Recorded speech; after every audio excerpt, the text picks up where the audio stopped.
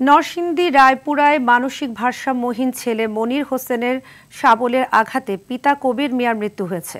সোমবার রাতে উপজেলার মির্জানগর ইউনিয়নের বাহেরচর পশ্চিমপাড়া গ্রামে এ ঘটনা ঘটে। পুলিশ ও স্থানীয়রা জানায়, মনির রাতে হঠাৎ শাবল দিয়ে তার ঘুমন্ত বাবাকে আঘাত করে। এ সময় কবির এহসান দৌড়ে পাশের একটি জমিতে চলে আসলেও ছেলে তার পেছনে দৌড়ে এসে উপর্যুপরি আঘাত করলে ঘটনাস্থলে কবিরের মৃত্যু হয়। সাভার পৌরসভার কোটবাড়ি এলাকায় কাঁচা মাল ব্যবসায়ী দুর্জয়কে কুপিয়ে হত্যা করেছে দুর্বৃত্তরা। সোমবার গভীর রাতে এ ঘটনা ঘটে।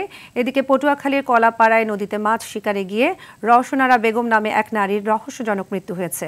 দুপুরে উপজেলার চাকামোয়া ইউনিয়নের আরপাঙ্গাশিয়া নদী থেকে তার মৃতদেহ উদ্ধার করা হয়। নেত্রকোনার মোহনগঞ্জে পরিত্যক্ত একটি ভবন থেকে এক অটোরিকশা চালকের গলা কাটা মৃতদেহ উদ্ধার করেছে পুলিশ।